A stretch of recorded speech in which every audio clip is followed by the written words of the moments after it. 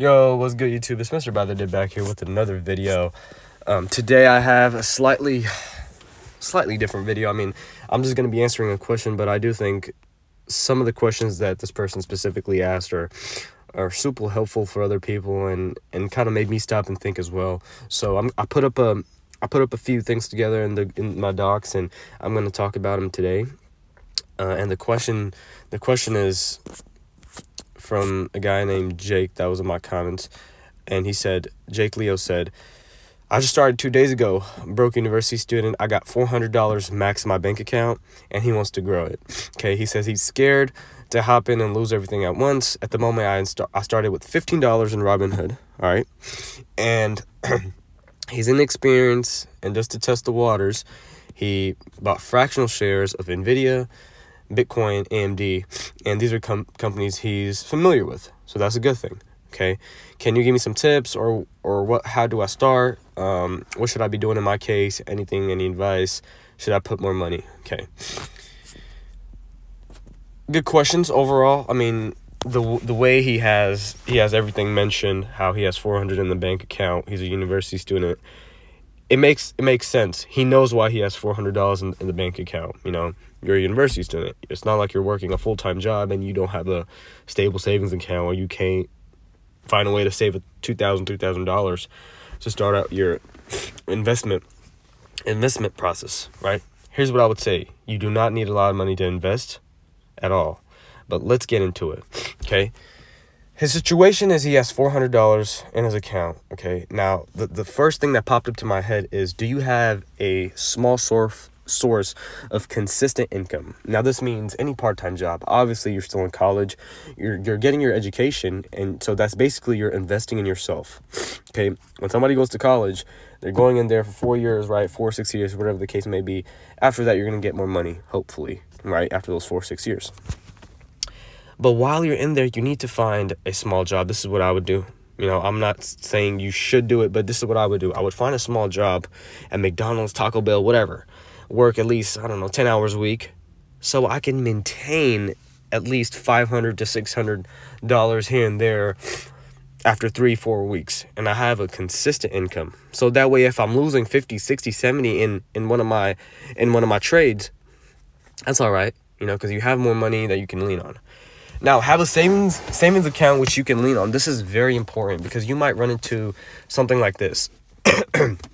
Your portfolio is not always going to look great, guys. Okay, you're going to go through a phase where you're losing money. You're going to go through a bad investment, for example. I have in front of you guys.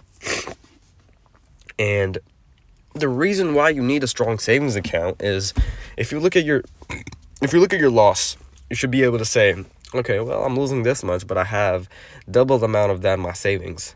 Whatever, I learned from it. Let's move on, okay?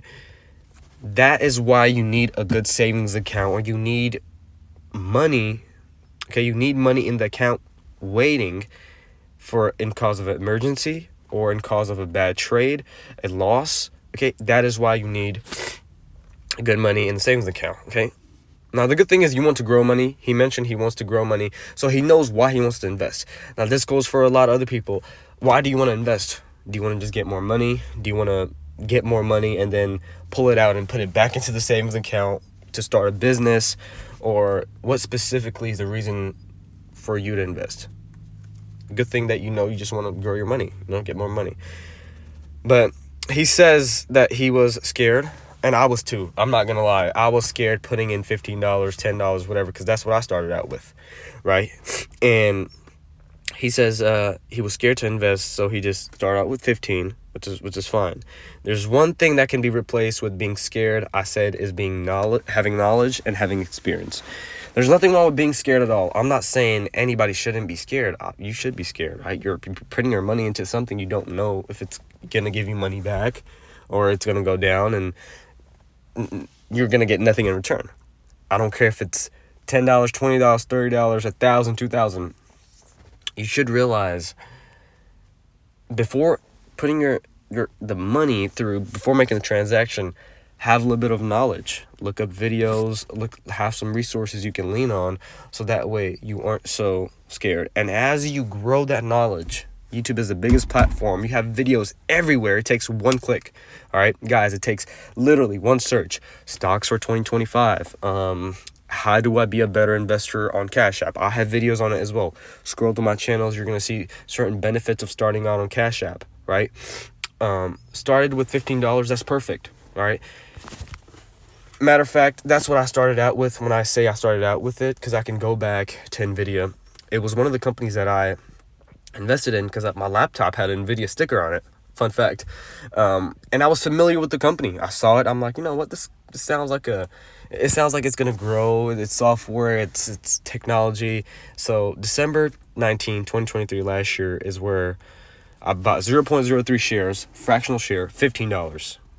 And I didn't invest again after almost another month, which was only $2. So I started out pretty small, and here and there, as I'm gaining the knowledge and getting the experience, I'm putting $1, $2, $15. I'm just throwing a little bit of money into the stock. All right. Now, why was I doing that? Well, that's what I was comfortable with. Okay, I was comfortable with just learning how the stock moves, taking down some quick notes, and keep it moving. That's how you should always start out. There's nothing wrong with that, right? Apps. Now, some apps, you mentioned Robinhood. A lot of people just run to Robinhood right away, and I'm not saying it's bad, but personally, in 2021, they did disable the buying option. You can look this up on Safari, look this up on Google. I looked this up on Safari and took a screenshot. It says, yes, Robinhood restricted trading on GameStop and other stocks in January 2021.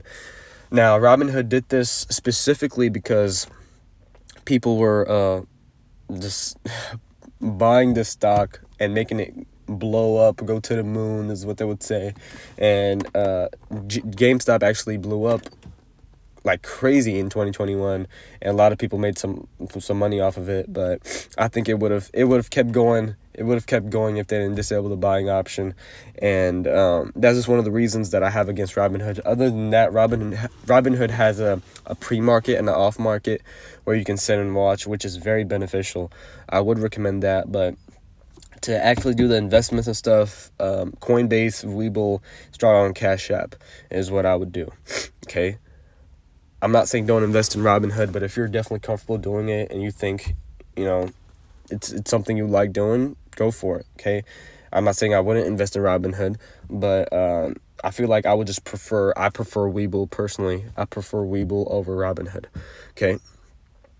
Like I said, I would start out with Cash App, then move to Webull. Now, you would probably ask me, why do I invest on this app that looks like a game? It does look like a game. If you look at if you download like a trading game or something, it kind of looks similar to this. I feel like that's very beneficial because it's just so easy to navigate through. Okay, why do I prefer Cash App? It's easy to navigate through, less options, and very beginner friendly. Okay, it's so simple. You click on a company, it says buy, follow, and you can click on the graphs from day to day to a year. It got the main things you need, so it doesn't have the extra stuff like puts and option trading and all the extra stuff that you need to know what it is before you transfer over to Webull or Robinhood. Okay, so no pre-market or off-market live graphs like Robinhood and Cash App. That's one downside. So, I mean, you get what you typically signed up for. Cash App is not a invest first app. It's like a banking app, but I'm not saying it's bad to invest on. I've watched a lot of videos on it. I've made a lot of videos on it.